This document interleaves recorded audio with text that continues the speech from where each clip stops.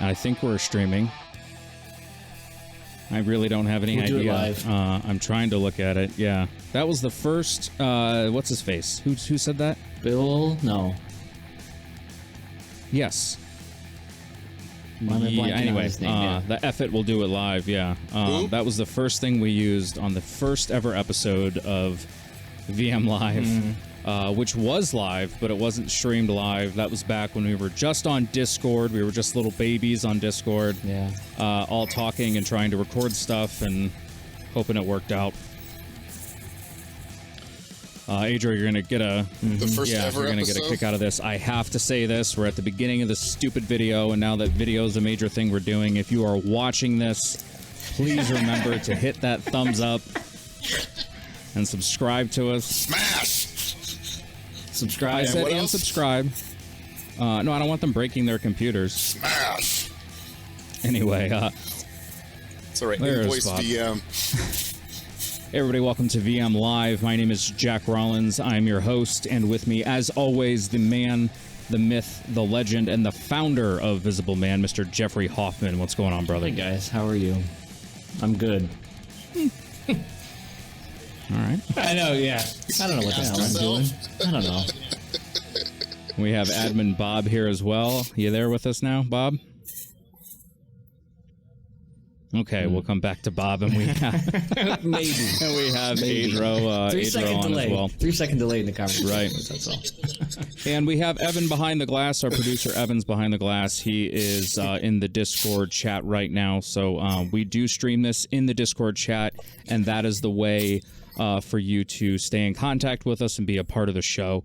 The Discord server is open for anyone over the age of 18. We have moderated discussions about men and men's mental health on there daily. The link for that will be in the show notes. You can also go to visibleman.org. There's a QR code right there, and you just scan it, and it'll pop you right in. So today's topic is on how men deal with breakups. And this reminded me of... I don't think anybody's going to get this, but there was like a parody boy band back in like the early 2000s called, I think they were called Together. And they released an album. It was, I think they did like a movie, and also I think Chris Farley's brother was in it. Like it was just a pure parody, kind of Spinal Tap-esque. But they had a song that was the hardest part of breaking up is getting back your stuff. And, it is really awkward. That is. Oh, I got it. It's the truth.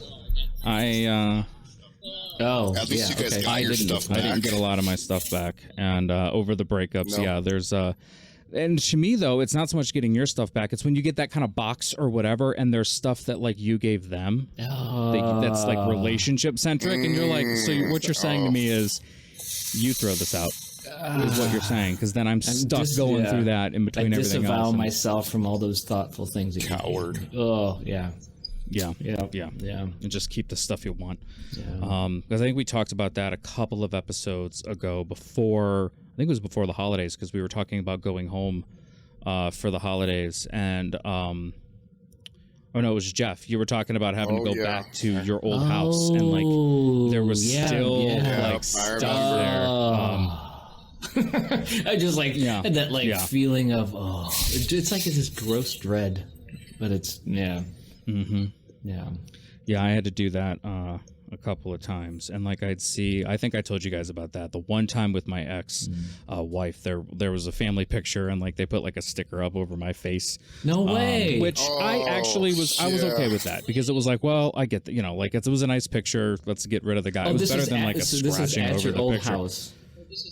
Yeah. There was she didn't do that, picture, like, and give me the picture. It's like censored or something. Yeah, kind of, yeah. And then, but then, like you walk in there and there's...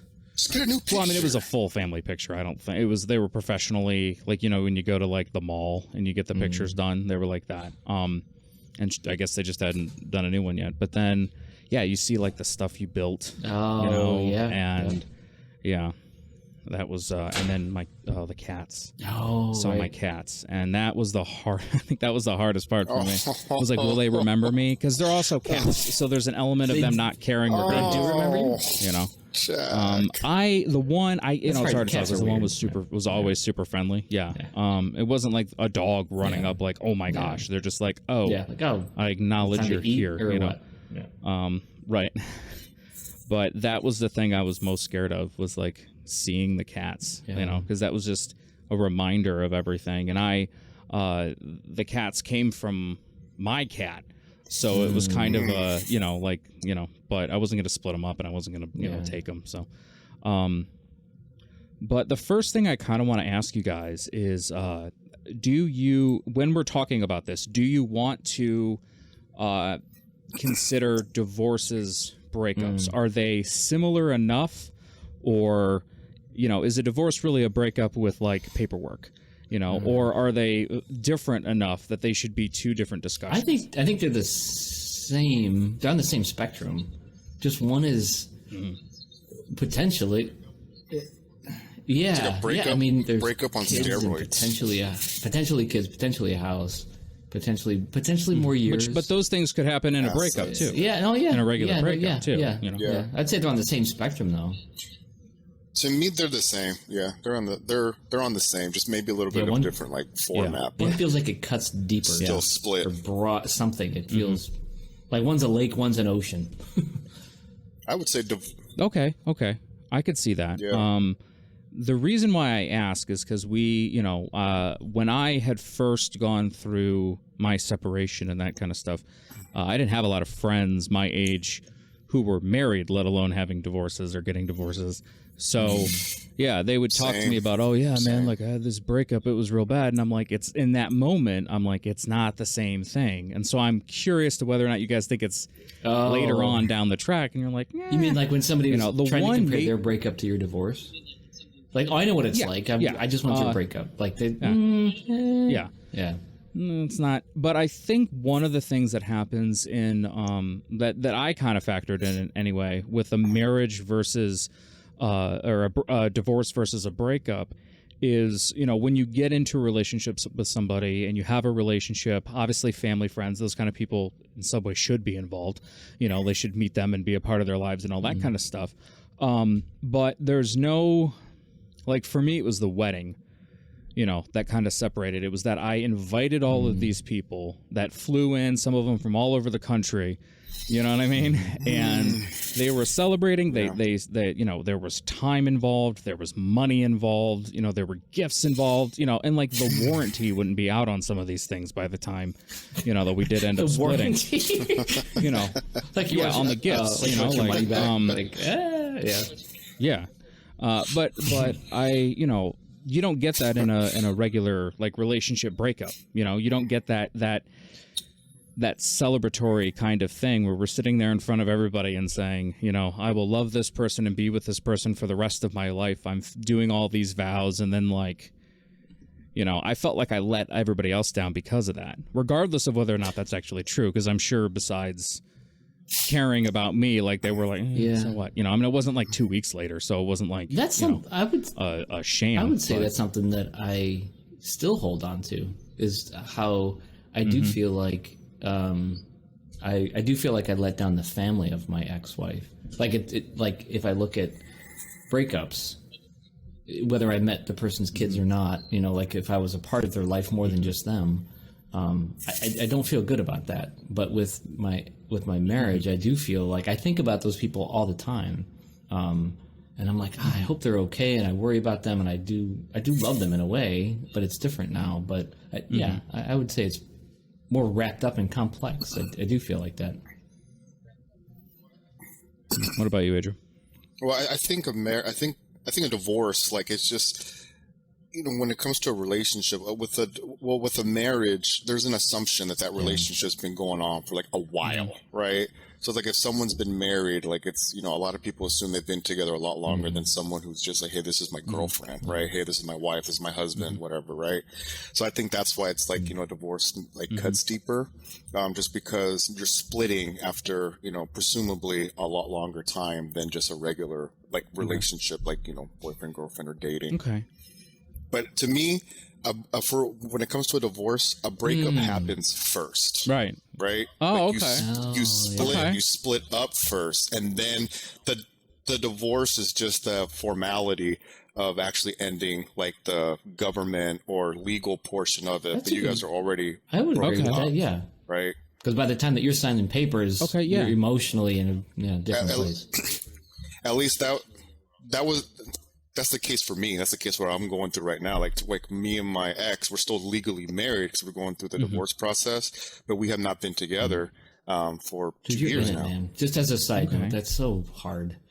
That's so hard. A lot of the stuff you guys are saying is really, that's why I'm kind of having like a visible see reaction. It hits home because it's very recent.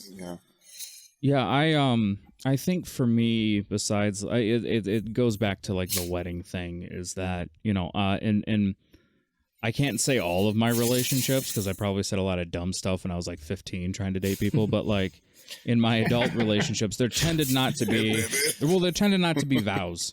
You know, you tend not to make a legal promise or a religious promise if you have a religious ceremony, you know.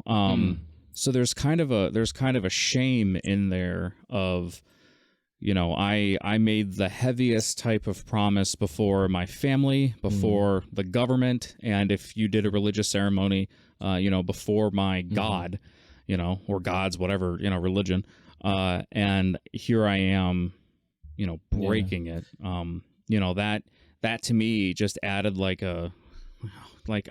they say a marriage isn't a failure, you know, and I don't know how much of that kind of stuff I believe. I think some of that stuff's just kind of soft talking to make people feel better in the moment. Divorce isn't a failure, you mean? Yeah, divorce isn't a failure. You know, and I'm not a fan of that whole, you know, well, maybe you weren't supposed to be married to somebody forever. Like, I think that's a bit ridiculous. But yeah, that extra, that I felt that guilt and I felt that like weight, no matter, you know, throughout that process. What's interesting is of you failing. said there's a lot of shame involved, and then just now you said guilt, and we had an interesting discussion about that in the server. Like I think it was last week about the difference between those two. About like shame is, and I'm going to mess up the definition, but one is more internally focused, I think, and one is guilt, like you did something wrong. I think it's like externally focused, but Yeah. they're weighted for sure. I don't know. I haven't heard that. Yeah, I mean, I don't think anybody was like, well, you screwed that up, to me. But I felt like everybody was thinking that, you know. I remember, it was like, it probably would have been 2 or 3 weeks after we separated. We went to this beautiful town, Leadington, Michigan. My whole family goes there every year. And that's also where I proposed to her, and they all knew about. They were all there, so like there was learned that lesson the hard way. You still well, I felt like I needed to because I hadn't gone in a couple of years, partially because of the issues in the marriage, but I felt like I needed to go. I needed this kind of after you separated. Oh, without. No, without. Okay. No, without her. So my whole family goes up there. I go up there, and I didn't have it within me to like tell everybody, but like I didn't want to be asked. So I told my mom, I'm like, no, I mean, they'll spread all over the country, and this is only 3 weeks in, you know.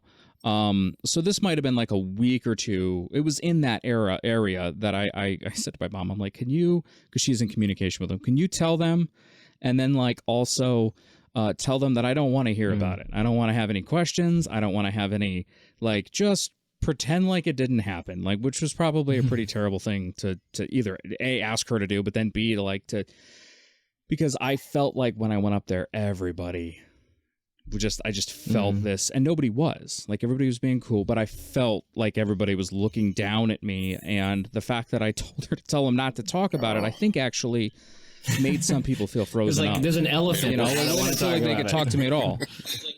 Yeah, it made it feel like they couldn't talk to me at all. You know, and like eggshells. So it's like, if you're not going to ask somebody how they're, like you're not going to ask somebody how they're doing. You know, when like their leg is visibly missing and bleeding. Like, clearly, he's probably going to cry. I'm not going to talk to him. Right. You know, so that probably made it more awkward. But when I was up there that whole time, it just felt like every time somebody like looked at me, I saw a face that they made that they didn't actually make, but like I saw like a shame, you know, you failed us kind of thing. Cause I'm like the third divorce in like my entire extended family, You know what I mean? So like it does not happen, and so yeah, but they didn't have that, they probably felt bad that I was, I think they don't, it is what it I think is. people don't know what to say, especially if divorce isn't common. They kind of don't. If it's good, if it's not common, I would hope. I mean, I was the first of my siblings to get divorced, and I think people just were like, "Well, sorry." Like they don't know what to say. Yeah. I was like the first in my whole family. It's like I don't have any any siblings. Wow. My parents, my grandparents all together. I mean, I don't have any siblings that are divorced. But like aunts and uncles and stuff, like you got to go like way down. Now, not saying that everyone's in a happy marriage. Yeah, that's but I'm definitely the only divorced. I think person. there's because you come from a very Catholic family too, don't you, Adro?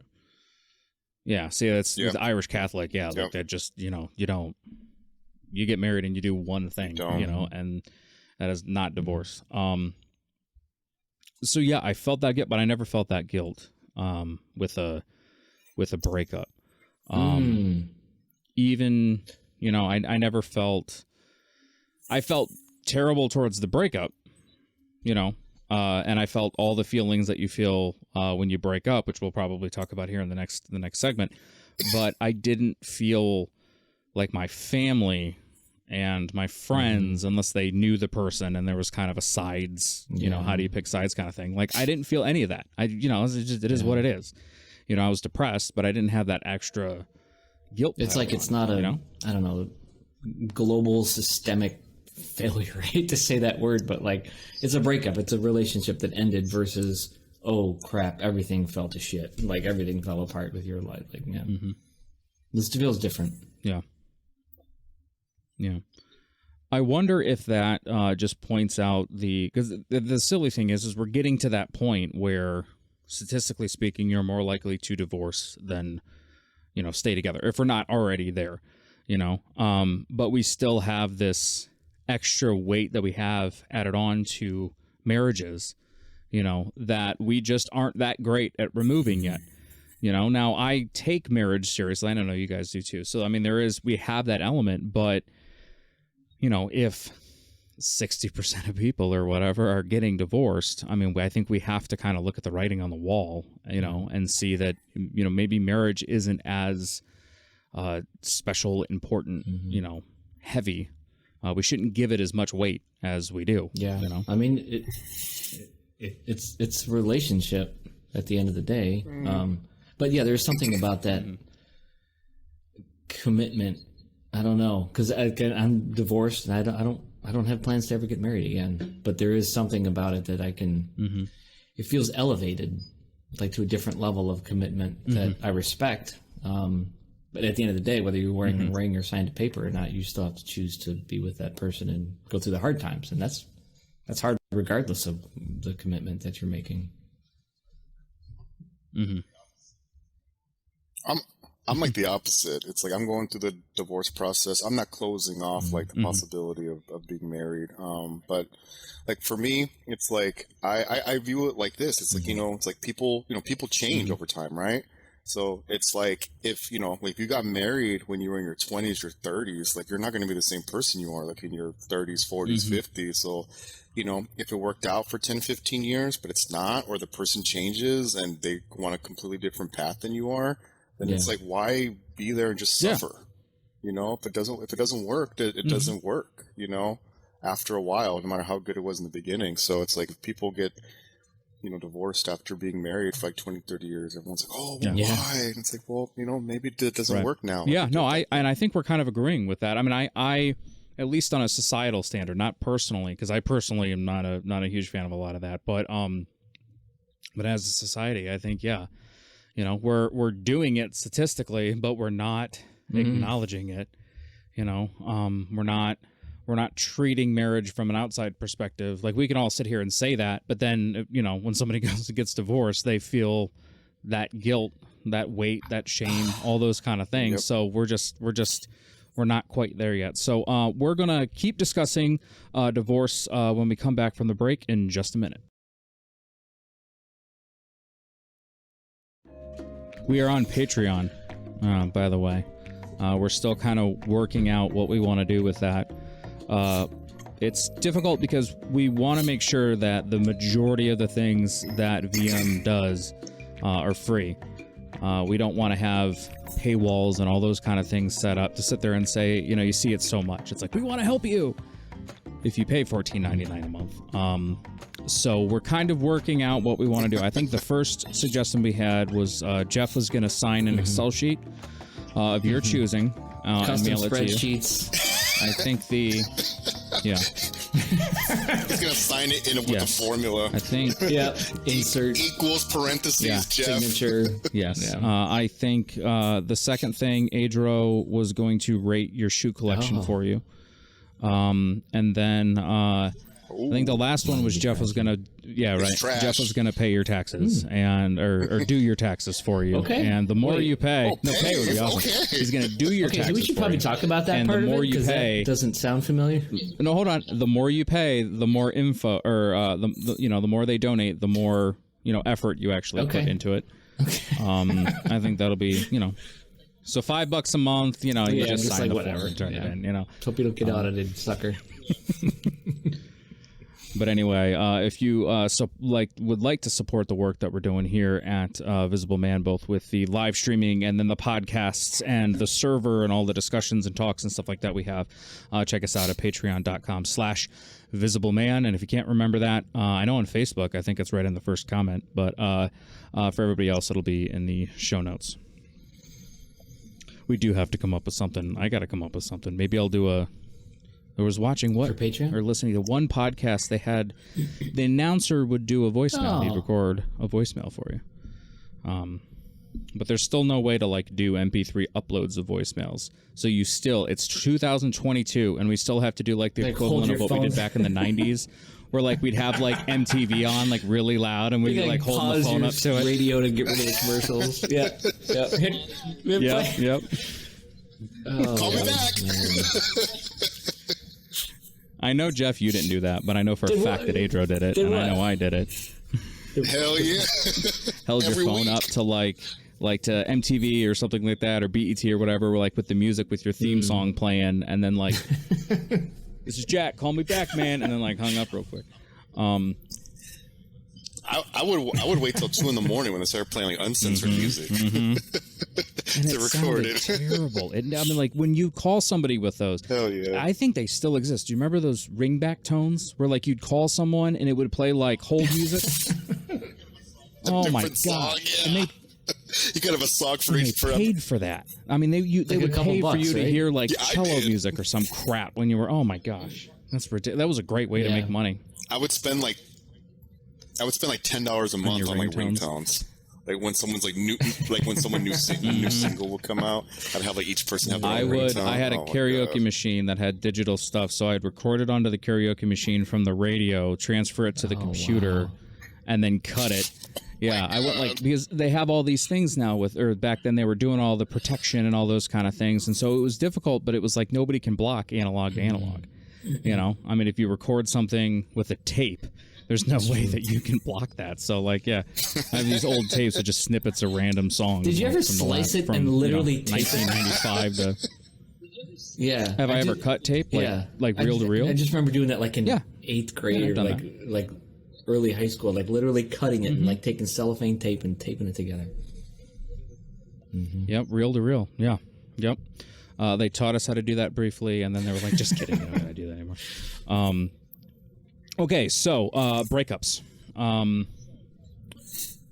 I think we I don't think we were definitive about it, but I think we kind of did say, pull out that the divorces and breakups are similar in a lot of ways, but they are kind of two different things, especially from the legal, perspective.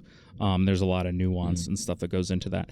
But what I'd like to hear are if you can think of what would be first one that comes to mind, worst breakup Can I go you've first? ever had. Oh my gosh. Okay. Yes. So this happened 3 years ago. This is happening tonight. No, 3 years ago. Yeah. Right after the show. She doesn't know. Don't publish this until I break up with her. No. It was the worst one so far in my life. It was so we weren't together for very long, and I talked about this on the show before. 6 months maybe, and I don't know what it was about her, and I could go on and on about her, like what I found attractive about her and how I felt with her. But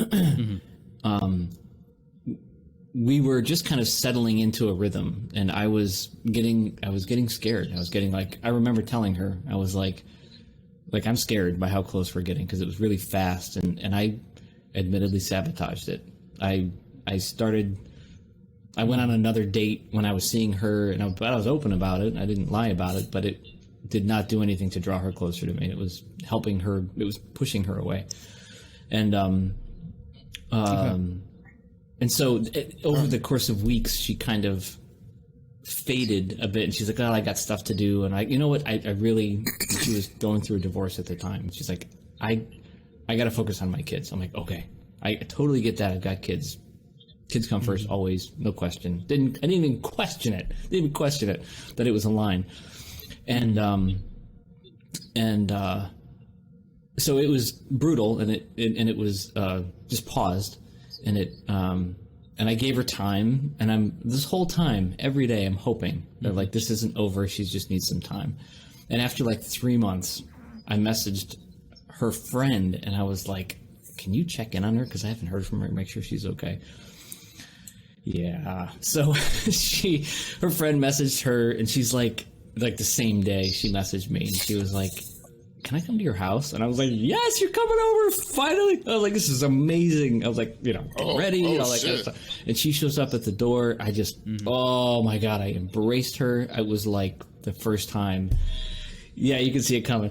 And I was just, it was I wanted to pick her up. I just wanted to eat her. I just was in love with her.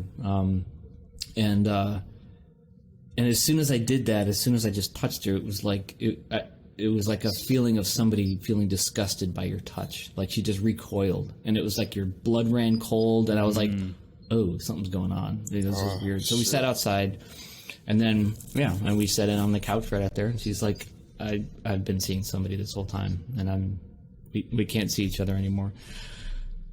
And it wasn't, I mean, from the moment she said it was, I needed time, I needed to focus on my kids, not 1 ounce of me doubted that.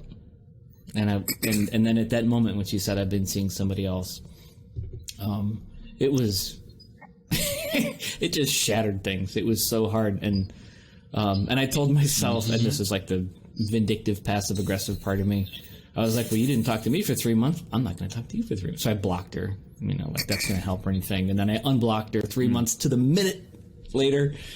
And then, dude, it is taking me a long time to get to the point where I can laugh about it. And I'm still, I wouldn't say over her, but it was very hard. Okay. So that was, you consider that worse than your divorce? It was, I don't know that it was worse. I don't know that I mean, I still live daily with the regrets and the shame and feeling like I failed the marriage every day, with this other person. It was like a comet or like a meteor. It was just like full, every ounce of my being was like, that's amazing. And then it stopped. So it was very short and intense. So it's very different than a 15-year marriage, But both of them were pretty bad. I don't know who would win. Yeah, that's true. Yeah. Yeah, I'm not gonna. Not great. Wouldn't do again. No. Yeah, it's tough.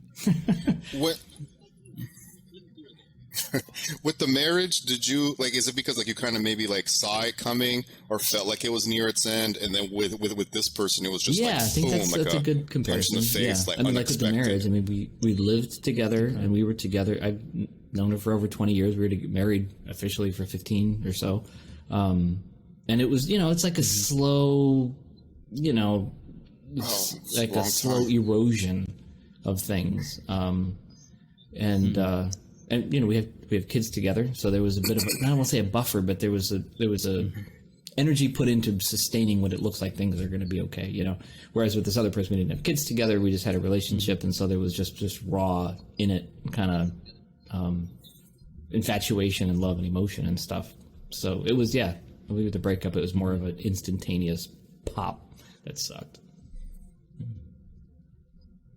Yeah, I'm trying to think of some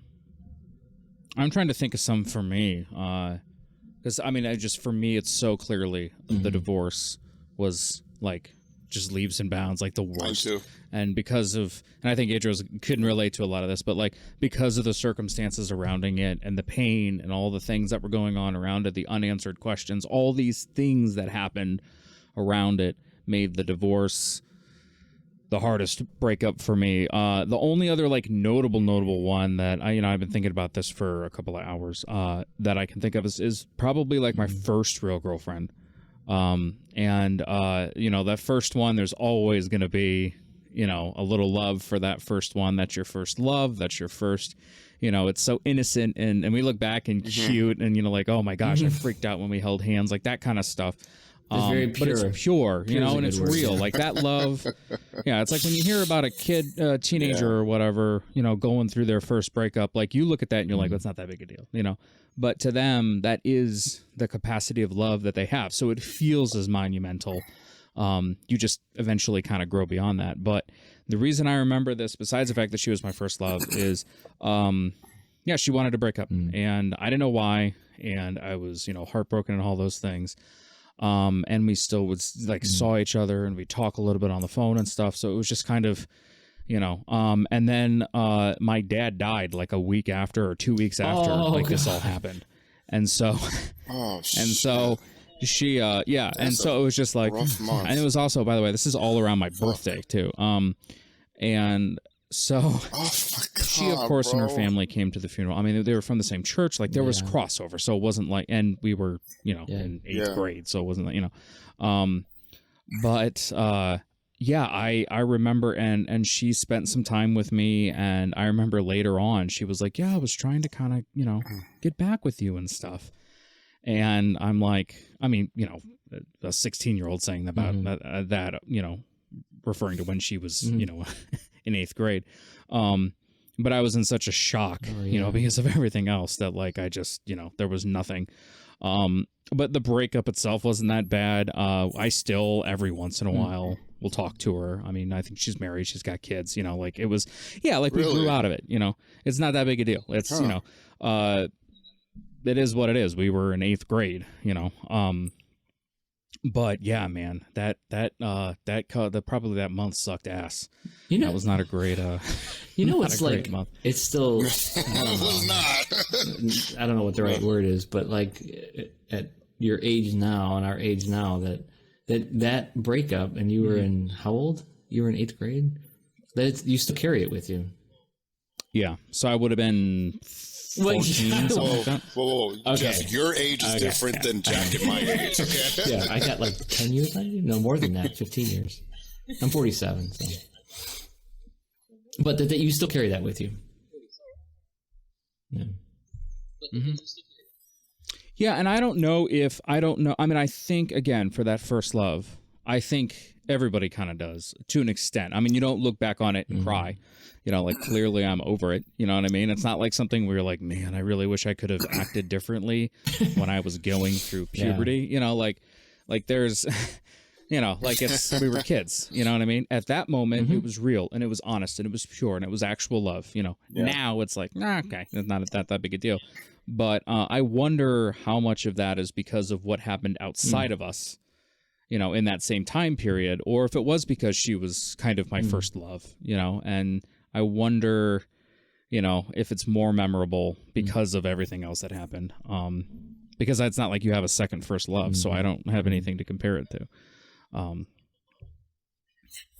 When you're that young, like you guys said, like the love is real, it's pure, right? Like I said, it's very pure. So like the other emotions that come with it are also very pure. It's like that. when it comes to the hurt, the pain that you feel. And so, we look at it back at it because at that point in time, that was the most painful thing we have ever experienced. The only reason why we can look back on it and think like, hey, that wasn't that bad is because we had some other shit happen to us that was way worse, Yeah. I mean, in that moment, people compare a relationship or the ending of a relationship or divorce a lot of times as a death. And I agree with that. It is. But like back then, it is. Yeah, when you broke up with someone, you still had to see them in history class. You know what I mean? Like we, you know what I mean? And your relationship's history now. And that was before social media, so there was no like switching over of the, no, there was. In 8th grade. No, there was. Like when you take MySpace wasn't around when you take them off your top. It wasn't around when I was in 8th grade. Really? Yeah, it was. Oh my gosh, I was in MySpace in 8th grade. Yeah. Wow. Because Facebook started. We were the first year. We were like the first year that they did Facebook. Facebook in colleges outside of Stanford or whatever. We were the first year. Yeah, because I switched to Facebook maybe like junior or senior year of like you high got school. that college. So or it was like Friendster. Yeah. You got the college email. Like and that's how you Friendster, signed onto Facebook back in the day, and it was the most boring piece of crap. The only thing that made it nice is if you were going to college, you could do groups and stuff. But my gosh, we were so enamored with our like MIDI music and glittery profiles on MySpace that you go to Facebook and it's just like people telling about going to lunch, and we thought it was the most boring, god awful thing in the world. And that changed. Those were funny. Those were funny times, man. But with the breakups, I never even like because I have an 18-year-old sister now, so it's like I never try to belittle like someone of that age group's like breakup by telling them like it's not that bad. You're gonna be with 10, a million other people. You're gonna get your heart broken again a million other times. I never try to like bring them down to that, because you have to have empathy from your time period, Yeah, you got to remember who you were back then and know that, that's the limit. It's with any of that kind of stuff. I mean, and I've heard about that just in parenting in general. Like you see, a kid freaking out about something, it's not that big a deal. You see the bigger picture. You have age, you have wisdom, you have all these other kind of notes that they don't have. So when they're in that moment, we can even laugh at it almost, but when they're in that moment, they're really feeling that. And I totally agree. When it comes to love, when it comes to those kind of things, an 18-year-old, a 16-year-old, whatever, if there was love, there's going to be pain at the end of it, and that pain's going to be real, and they're going to have to get up and go to class and do all the same stuff, that we kind of have to do with work. It's just, we just kind of call it puppy love, which I think is dismissive of it, because of the powerfulness of it. Okay, well, we're going to continue this conversation right after break.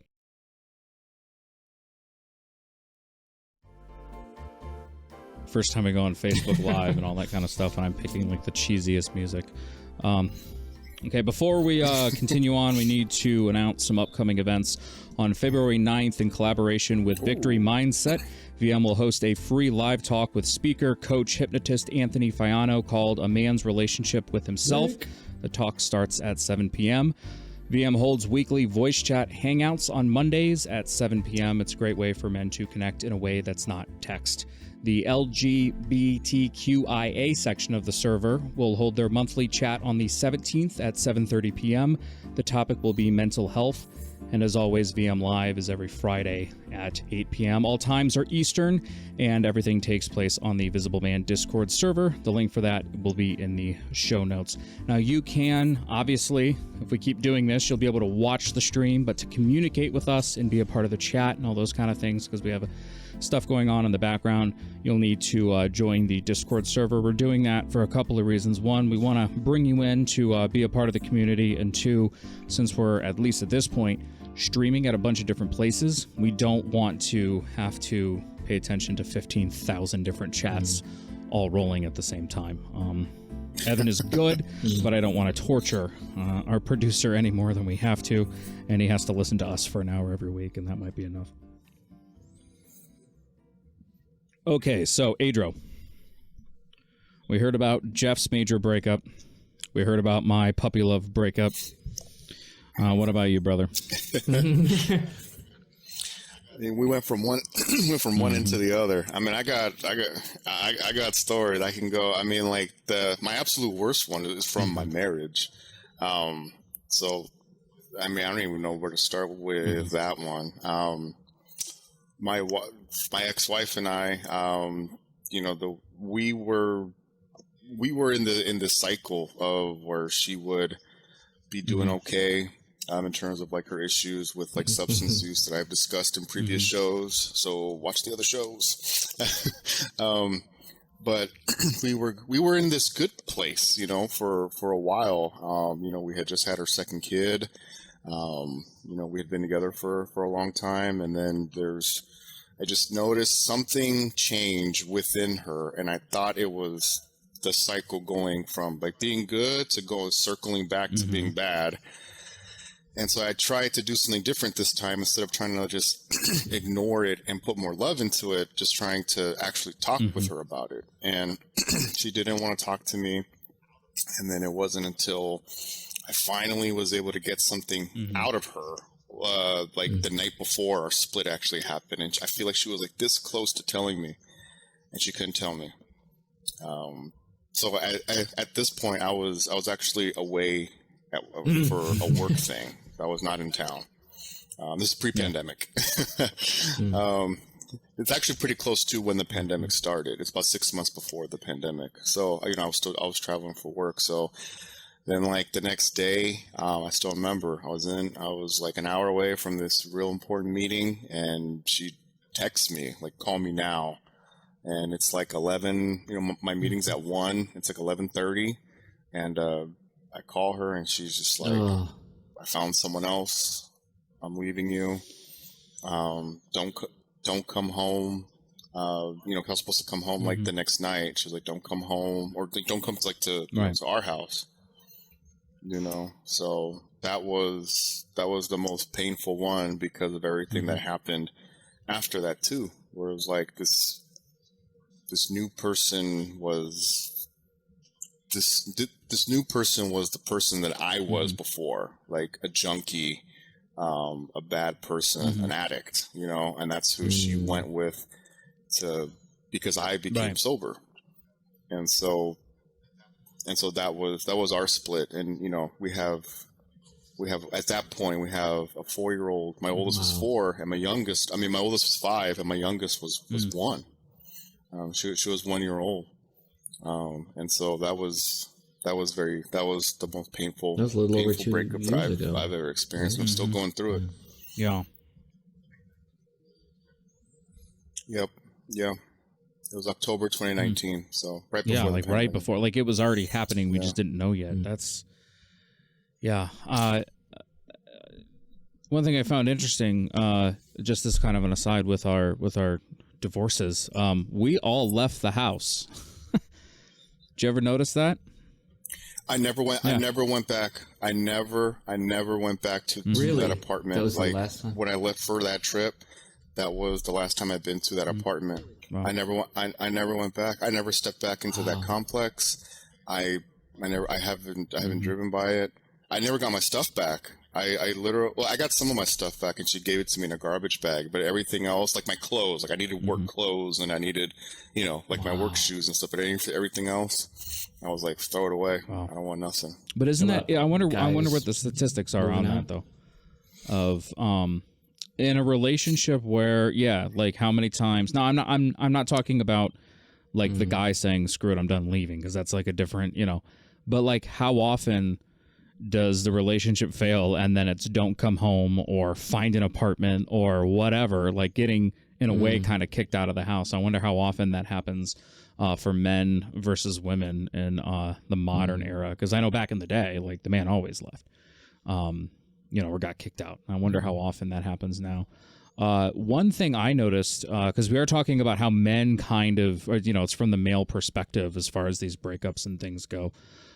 First things first, I think we go through the same things as, anybody else. We have pain, we have sorrow, we cry, we do all those things, and we all kind of know that. We just don't act like it. Like we say that, we as a world, we say that, men emote, but then like when they do. I just Adro, you may have actually sent it to me. There was a variations on the different famous memes of who was it? It was Will Smith, Kanye. It was, and who was the other one? Yep, it was Will Smith crying. It was Will Smith saying how like he became a meme when his wife told him on live TV that like she was having an affair. There was Kanye when he had his breakdown, how everyone was making fun of like the face that he made, and then there was Tyrese, who was the first one like a few years back when he went on Facebook, Instagram Live, and was crying because he was because he hadn't seen his daughter for 2 years and he still couldn't, and everyone was making fun of him. There was a bunch another of them. one. Oh, and the bottom one was this man like with his hand in his with his face in his hands, and the woman is saying like, "Why won't you open up to me?" That's a pretty telling tale of how we do kind of look at those kind of things. I mean, we're looking at three people who are in various states of emotional breakdowns, whatever, and we turn that into a joke. I know the Michael Jordan crying one. I've seen that one. I don't remember what that's referring to, what the original context was, but there are a bunch of those. Like there are a lot of those memes out there of men breaking down. That was a happy cry. For MJ, but which quarterback was it? That somebody who had retired and they would make fun of the tears that he cried. It was like his last game, and I was like, why would you? But. So we're not. Well, there's like Terrell Owens. No, is that what you're thinking of? But there's probably a number of them. He was like, "That's my quarterback." But so yeah, we all pretend like we know that we all feel the same feelings when it comes to this stuff, but we don't quite act like it yet. Another thing that I've kind of seen a lot, especially with the divorce culture and stuff on social media, is, and this has to do kind of with cheating, but it all kind of pulls into that same thing. When how do you put it? When a guy cheats on a girl, he's a dog, but when a girl cheats on a guy, they usually ask what the guy did to push her to that. You see that so much. And I felt a little bit of that in the ending of at least the divorces. There was infidelity, but I felt like there was, people were questioning, it was my fault. It was my fault specifically, that the relationship failed. And so there was that added, I at first didn't say a whole lot, didn't do a whole lot because I didn't want to be the guy who was out there just like, shouting out and talking badly about, my ex and that kind of stuff. And I found out over time that had been being done. So I felt trapped. I felt like at that point, if I were to then respond back, it's really just me. No one would take me seriously. And then there was a whole thing about, that's okay, narcissism and people, claiming I was a narcissist, which then makes it so I can't say anything anyway. But I felt that. I felt that pressure. I felt that, guilt. And that made healing a lot harder because there is an aspect in regular, non-abusive, we're not counting those kind of relationships where there's multiple emotional or physical, danger or anything like that. I mean, that's a different, we're not experienced to really, discuss those kind of things. Like your everyday standard, it didn't work out. Like both people failed in the relationship. If we're going to call it a failure, both people did. It takes two people to tango, and it takes two people to stop tangoing, and so I think having that extra guilt made it harder for me to legitimately go back and review the relationship and see where I did mess up because I felt like there was so much that, I didn't actually do wrong, but I had to kind of sift through all that crap to get to the actual exploration and growth and all those kind of things because I felt that overwhelming, it must be my fault that the relationship didn't work, It takes a while for you to take a step back and do that because when you're in the throes of it, when you're in the beginning stages of like a breakup, you can't think rationally, So it's funny you brought up the meme because that's how I feel what happened to me. Because one of the things that my ex would always say to me is that I was too emotional, like that my emotions were too much for her. And so when I remember this one time, like, you know, like after we had broken up, you know, because we hadn't really spoken other than small instances about, like, you know, about the kids and stuff like that. But like the first real, she kept trying to draw me in for a combo, and I wouldn't go for it. But the first time she did, like, you know, it was of course real emotional. We're yelling at each other and stuff, and I'm crying and I'm saying all these things, and she had me on speakerphone. And her, like, the guy she left me with and his friends, they're having this big party at my apartment that I was still paying. And they're all laughing at me. And so so that's what she had said. Wow. Like, and that, you know, those comments on the memes is kind of the same thing that she would tell me, you know. It's like, see, that's why I can't, you know, that's, yeah, it was bad. That's just, it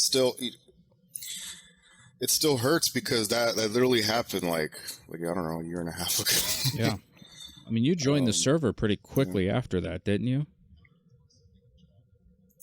Yeah, because that's when I found your F divorce account, Jack, and yeah, there you go. and that, because I had no idea where to look for like help or guidance or advice or anything for divorce from men, because of course I Google and everything was more geared towards like a woman. That's all you get. That's all you get for guys. For women, you get all that emotional stuff, and also how to hide your money, how to do these kind of things, like all these kind of skeevy things. And then for men, it was like how to make sure your assets are, you know, under control. Like there was no like. Yeah, this might hurt a little bit, and you need to work through it. They're like, no, you need to protect your money, and you need to make sure you can see your kids. Your feelings don't matter right now. It doesn't exist. Exactly. Or it's like, for next time. Yeah, for next time, don't be as needy or feminine next time. Got to be more alpha. Got to be more alpha. That's exactly what it was. Yeah. I can't believe, you know, but that kind of stuff isn't really unheard of, you know. And the point of this discussion is not to sit there and say breakups are worse for men, because that's not, you know, that's not the case.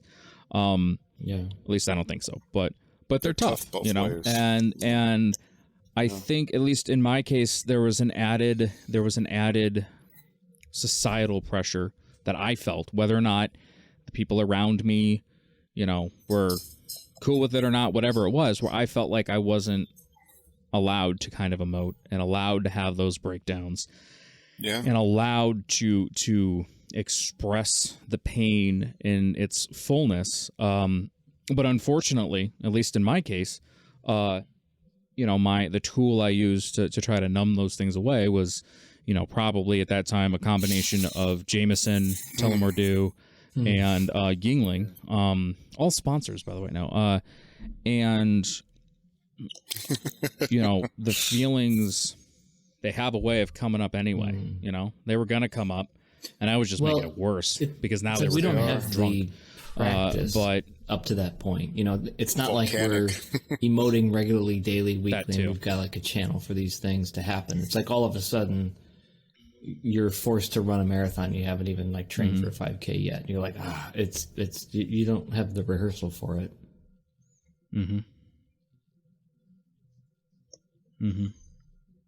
Yeah, I completely agree.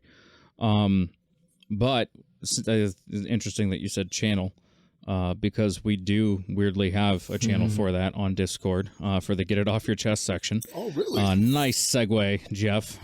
We're coming up to the end of the show.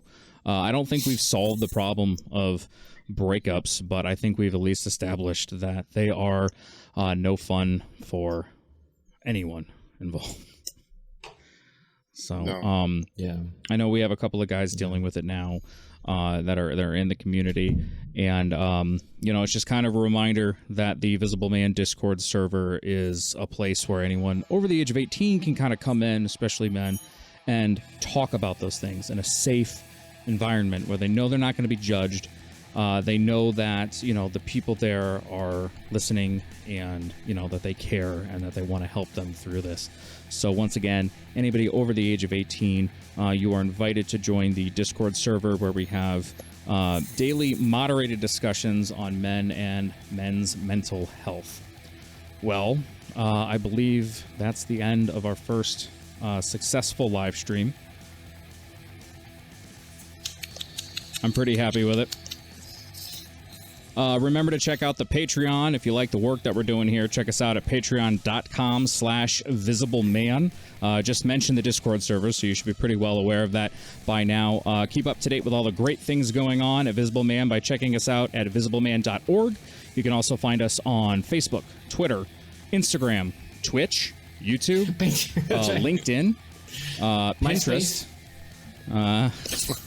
We've got the placeholder for OnlyFans coming soon. I did look into doing a MySpace for us, but yeah, we do. We're getting there. Anyway, thank you all for tuning in to VM Live. My name's Jack Rollins, and for everybody here at Visible Man, just reminding you that vulnerability is the ultimate demonstration of strength. Cheers.